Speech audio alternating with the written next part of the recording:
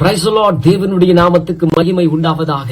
நீங்க நல்லா இருப்பீங்க, நிச்சயமாய் நீங்க ரொம்ப நல்லா இருப்பீங்க. ஆமென். இந்த காலை வேளையில் ஆண்டவருடைய 25ஆம் வசனம் இப்படியாய் சொல்லுகிறது, என் ஆலோசனைகள் எல்லாம் நீங்கள் வெறுத்து, என் கடிந்து கொள்ளுதை எல்லாம் வெறுத்தீர்கள். என் ஆலோசனைகள் எல்லாம் நீங்கள் தள்ளி என் கடிந்து கொள்ளுதலை வெறுத்தீர்கள்.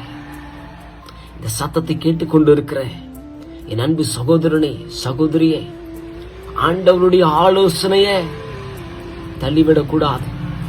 ஆண்டவருடைய கடிந்து கொள்ளுதலை வெறுத்திடக்கூடாது. ஆண்டவருடைய ஆலோசனை எதுக்கு?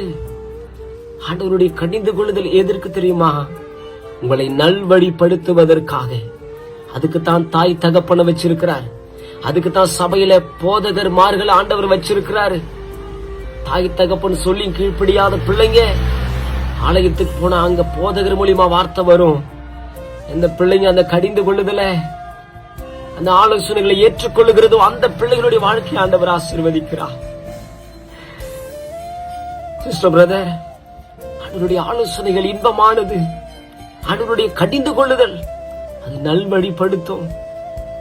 உங்களுக்கு முன்பாய் நிற்கிறேன்னா, எத்தனையோ முறை என் தாய் தகப்பனுக்கு கீழ்ப்படியாம நடந்திருக்கிறேன்.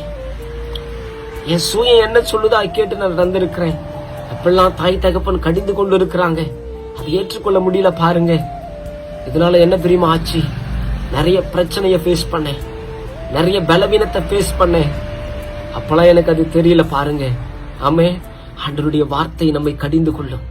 ஆண்டவருடைய வார்த்தைகள் நம்மை நல் ஆலோசனை படுத்தும். ஆலோசனை கொடுக்க ஆண்டவருடைய வார்த்தைங்க.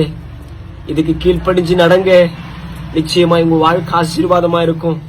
இன்னைக்கு நிச்சயமா சொல்ல முடியும், ஆண்டவர் ஆசீர்வாதமா வச்சிருக்கிறார். ஆண்டவர் என்ன ஆசீர்வாதமா வச்சிருக்கிறார். இந்த வார்த்தைக்கும் தாய் தகப்பனுடைய வார்த்தைக்கும் ஊழியக்காரங்களுடைய வார்த்தைக்கும் கீழ்ப்படிந்ததுனாலே இன்னைக்கு ஆண்டவர் ஆசீர்வாதமா வச்சிருக்கிறார்.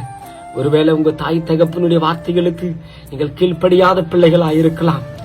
ஆண்டவர் 25ஆம் வசனத்துல இப்படி சொல்லிட்டு 26ஆம் வசனத்துல எப்படி சொல்றார் தெரியுமா? ஆமா, ஆகையால் நானும் உங்கள் ஆபத்து காலத்தில் நகைத்து நீங்கள் பயப்படும் காரியம் வரும்பொழுது அகடியும் பண்ணுவேன். நீங்கள் பயப்படும் காரியம் பூசல் போல் வரும்பொழுது, ஆபத்து சூறாவளி போல் உங்களுக்கு நேரிடும் போதும், நெருக்கமும் இடுக்கணும் உங்கள் மேல் வரும் பொழுதும் அகடியும் பண்ணுவேன். கீழ்ப்படியலனா நெருக்கம் வரும், உபத்திரமும் பிரச்சனை வரும்.